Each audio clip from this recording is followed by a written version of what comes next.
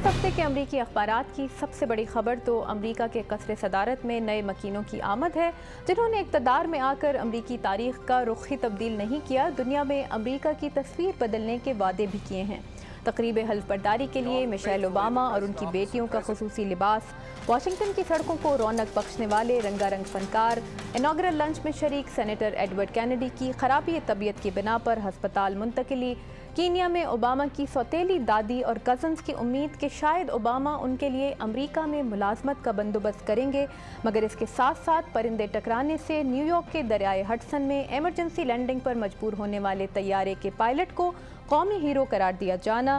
بھارتی computer company ستیم انک کے fraud پر ایک امریکی کمپنی کا معاہدہ توڑنے کا اعلان، اور کمپیوٹر کمپنی ایپل کے بانی اسٹیون جابز کی صحت کے بارے میں سرمایہ کاروں کے بڑھتے خدشات کا ذکر بھی اس ہفتے امریکی اخبارات میں کچھ نہ کچھ جگہ بناتا رہا۔ مگر ہم سب سے پہلے ذکر کریں گے امریکہ میں تاریخ کے بدلتے دھارے کا، جو صدیوں تک غلامی کے بوجھ تلے پسنے والی سیاہ فام اقلیت کو برابری کے ذائقے سے روشناس کر رہا ہے۔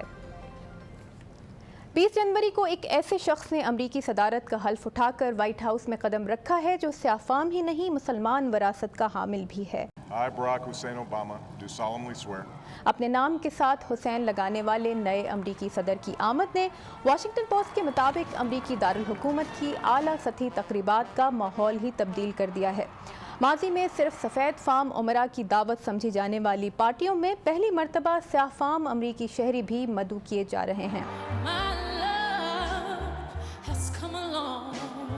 اخبار کے مطابق واشنگٹن کا سفید فام طبقہ امراء ہر 4 یا 8 سال بعد وائٹ ہاؤس کے نئے مکین سے شناسائی پیدا کر کے اپنے پیسے اور تجربے کا مہارت اور اثر و رسوخ سے سودا کرتا ہے، مگر اس بار فرق یہ ہے کہ حقیقی اختیار کا چہرہ اور وائٹ ہاؤس کے نئے مکینوں کی رنگت سفید نہیں سیاہ ہے، اس لیے واشنگٹن کے امراء کو اچانک سیاہ فام دوستوں کی ضرورت کا احساس ہو گیا ہے۔ White America is maturing and growing and changing.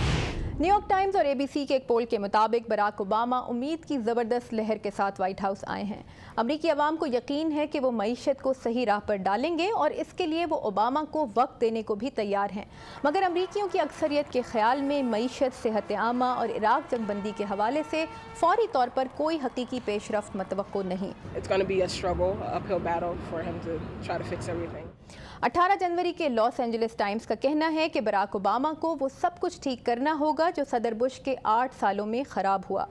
امریکہ کی طاقت اس کی اقدار میں ہے اور اوباما کی نامزد وزیر خارجہ ہلری کلنٹن کہہ چکی ہیں کہ امریکہ نے مشکل راستے پر چل کر سیکھا ہے کہ وہ ان اقدار کی ترویج نہیں کر سکتا جن کی خود خلاف ورزی کرتا رہا ہے۔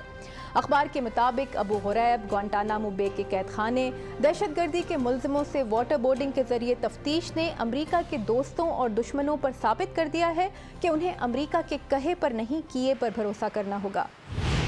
آج کے امریکی صدر کا تذکرہ تو امریکی اخبارات اب اگلے 4 یا شاید 8 سال تک کرتے رہیں گے، مگر جانے والے امریکی صدر کا تذکرہ بھی ایک طویل عرصے تک جاری رہے گا، جو وائٹ ہاؤس سے ٹیکسس تو پہنچ چکے ہیں، مگر ان کی 8 سالہ مدت اقتدار نے امریکہ کو اتنا نقصان پہنچایا ہے کہ ہر امریکی اخبار براک اوباما کو صدر بش کی غلطیوں سے سبق سیکھنے کی نصیحت کر رہا ہے۔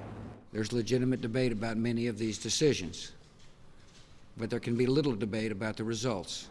واشنگٹن پوسٹ کے مطابق 11 ستمبر کے بعد صدر بش کی اسی سوچ نے امریکہ کی قومی سلامتی کی پالیسی اور افغانستان میں طالبان کے خلاف کارروائی کا آغاز کیا تھا، اور اسی رویے نے صدر بش کو ایسے راستوں میں دھکیل دیا جہاں ان کے ملک کی اخلاقی کرنسی کی قدر ختم ہو گئی۔ تاہم افریقہ میں ایڈز کے خلاف جنگ کو مضمون نگار نے صدر بش کی انسان دوستی کی واحد مثال قرار دیا ہے۔ I have followed my conscience and done what I thought was right. Washington post کے ایسوسی ایڈیٹر باب ووڈورڈ نے 18 جنوری کو اپنے ایک آرٹیکل میں لکھا ہے کہ 2 ادھوری جنگوں اور زبردست معاشی بحران کے ساتھ صدر بش کا سایہ براک اوباما کا دور تک پیچھا کرے گا۔ مضمون نگار نے براک اوباما اور ان کی ٹیم کو صدر بش کے تجربے سے 10 اسباق سیکھنے کا مشورہ دیا ہے، جس کے مطابق نیا امریکی صدر کسی کے ہاتھ کھلونا نہ بنے، اپنی ٹیم کے ارکان کو ہر بات سب کے سامنے کہنے پر اصرار کرے، پالیسیز کے بارے میں مکمل ہوم ورک کرے، بری خبر کے اوول آفس تک پہنچنے کو لازمی بنائے، اپنے مشیروں کی بات پر آنکھ بند کر کے یقین نہ کرے، سچ کو جھوٹ سے الگ کرنا سیکھے اور عوام سے سچ نہ چھپائے۔ पाकिस्तान की वादी स्वात में 15 जनवरी से लड़कियों के स्कूल बंद करने की खबरें और वज़ीर इत्तलात का ये ऐलान भी अमरीकी अखबारात ने शाये किया है कि शिद्दत पसंदों के हाथों तबाहशुदा स्कूलों को दोबारा खोला जाएगा।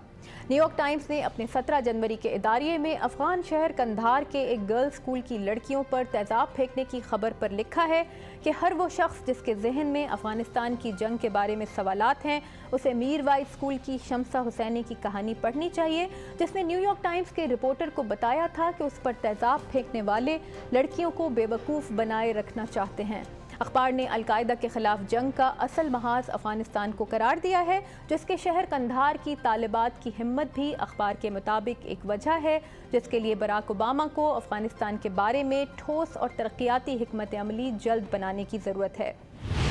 अमेरिका के नए सदर की हल्फबर्दारी से पहले इसराइल ने गजा से अपनी फ़ौज निकालने का ऐलान करके जंग से मुतासरा फ़लस्तीनियों को अपने जानी और माली नुकसान का अंदाज़ा लगाने का मौका दिया है, मगर हमास और इसराइल दोनों ही लड़ाई में अपनी अपनी कामयाबी का दावा कर रहे हैं। न्यूयॉर्क टाइम्स का कहना है कि 21 रोज़ तक जारी रहने वाली इस जंग के फ़ौजी और सियासी नताइज जो भी हों, इसराइल को इस हमले की वजूहात के हवाले से ज़बरदस्त तनकीद और आलमी बरादरी के सवालों का सामना है। इमदादी इदारों के मुताबिक इसराइल ने गजा में ज़बरदस्त इंसानी बहरान पैदा कर दिया है, जिसके दोनों फरीकों के नुकसान का कोई मवाजना ही नहीं किया जा सकता। अमेरिका में गुज़श्ता एक साल के दौरान 26 लाख अफराद मुलाजमत से महरूम हुए हैं और अंदरूनी महाज पर नए अमरीकी सदर का सबसे पहला चैलेंज भी अमरीकी मईशत को बहरान से निकालना है। I don't believe it's too late to change course. Washington post के मुताबिक मकानों की कुर्की में रोज़ाना होता इजाफा बता रहा है कि अपने मकानों के कर्जे अदा न करने पर उनसे महरूम होने वाले सिर्फ कम आमदनी वाले अमरीकी शहरी नहीं। अमेरिका का दूसरा बड़ा computer retail store circuit city बंद हो रहा है। नवंबर में दिवालिया होने से बचने के लिए अदालत से रुजू करने वाले सर्किट सिटी की बंदिश से 34,000 मुलाजमीन नौकरियों से महरूम हो जाएंगे। 60 साल पुरानी इस कंपनी के अमेरिका में 567 स्टोर हैं। वॉल स्ट्रीट के माहिरीन का कहना है कि सर्किट सिटी का जवाल 10 साल की कमज़ोर पॉलिसीज़ का नतीजा है।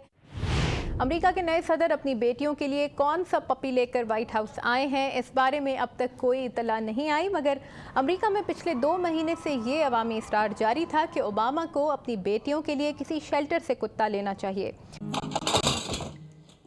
Okay, I don't need your attitude about setting the table. Hotels for dogs नाम है इस हफ्ते रिलीज होने वाली नई हॉलीवुड प्रोडक्शन का, जिसका मौजू अमरीकी कौम की पालतू जानवरों से मोहब्बत का अक्कास है, जो मईशत की खराबी के ज़माने में भी पालतू जानवरों की देखभाल पर सरमाया खर्च करने से हिचकिचाते नहीं। ये थी एक नज़र इस हफ्ते के अमरीकी अखबारात पर। नाज़रीन, अगर आप अमरीका के नए सदर तक अपनी आवाज़ पहुंचाना चाहते हैं तो अमरीकी अखबारात के लेटर्स टू दी एडिटर्स को ईमेल कीजिए। हमें दीजिए इजाज़त, अगले हफ्ते दोबारा हाजिर होंगे अगले हफ्ते के अखबारात के साथ।